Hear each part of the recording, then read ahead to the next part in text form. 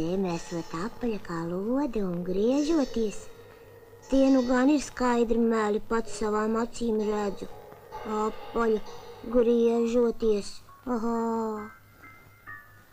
Un mēs nokrītam kā zvirbulēni no jumta.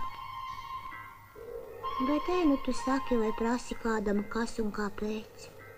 Tūlīt, dūlais dauka, dūlais dauka, dūlais dauka.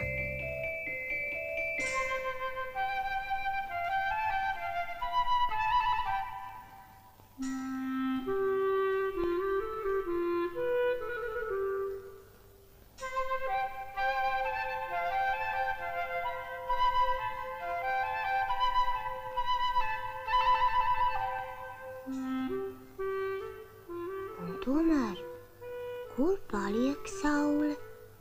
Kāpēc viņa netiek un netiek tālāk, kā līdz tai strīpai? Debesis nelaiž.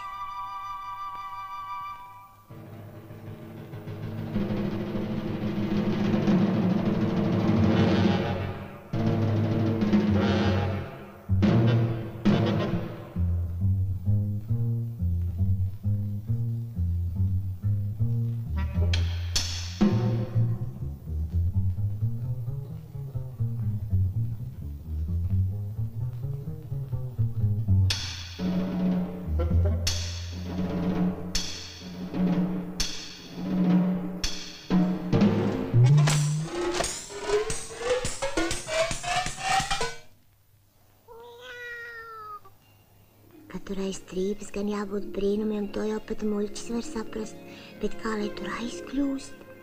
Sauciet mani vai 100 reiz pa dūlo dauku, man vajag redzēt un zināt pašam. Teiksim, laivas iet uz strīpu un paliek arvien mazākas, it kā grimtu jūrā. Kā tad viņas nepiesmeļas pilnas un nenomurda dibenā?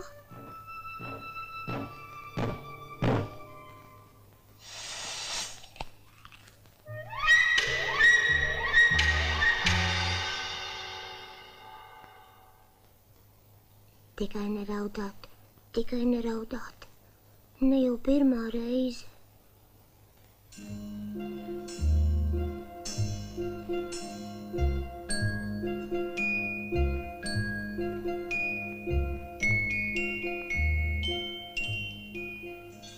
Te nu tu esi, augstā skola.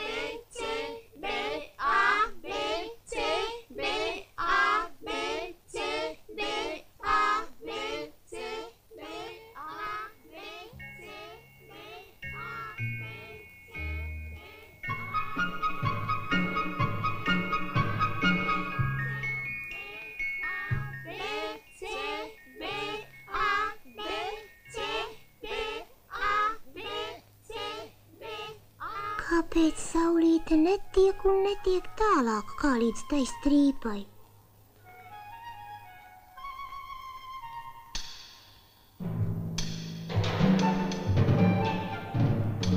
Būtu man labāk pateikuši, vai zeme ir apaļa kā lode.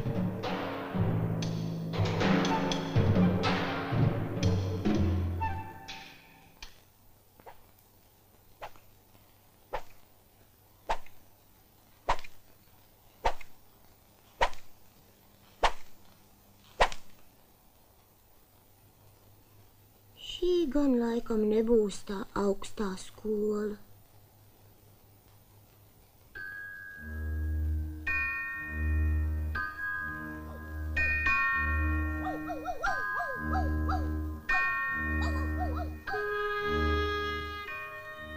Tu cilvēks būtu gribējis braukt tālus jūras ceļus,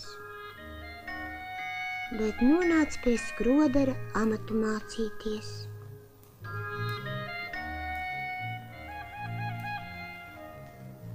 Skroderis bija tāds, kā bija,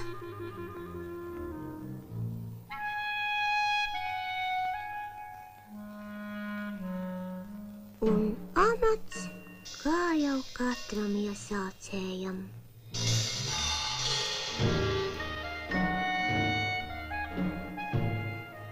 Labi vēl, ka vari domāt par jūru, uz kuras esot visskaidrāk redzams, ka zeme ir apaļa, un par apaļu sauli.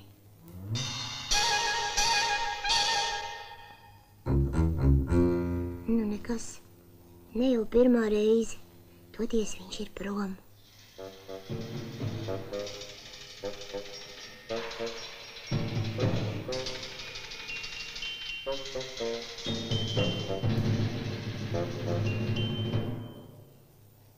Šūjmašīna. Nu, tak mēs esam divi vien mājās, es un šūjmašīna.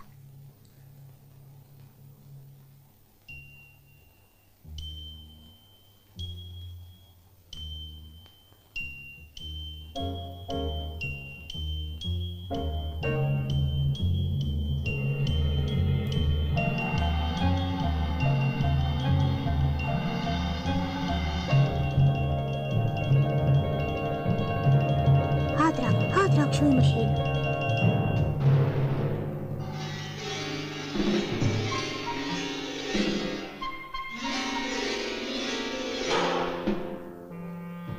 Tagad es redzēšu pats savām acīm, kā viņa var griezties.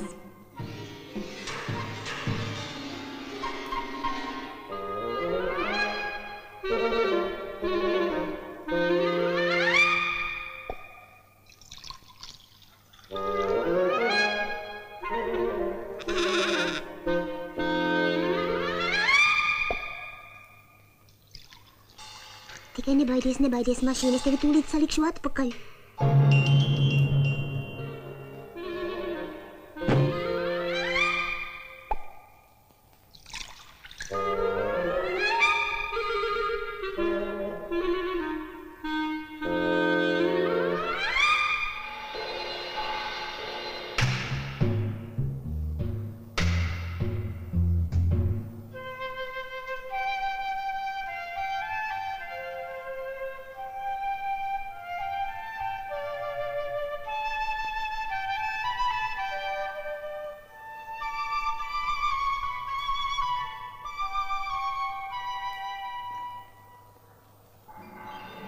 Stāsta, ka varot braukt, cik gribot, bet tā līkā strīpa priekšā, cik tālu bijusi, tik tālu paliekot.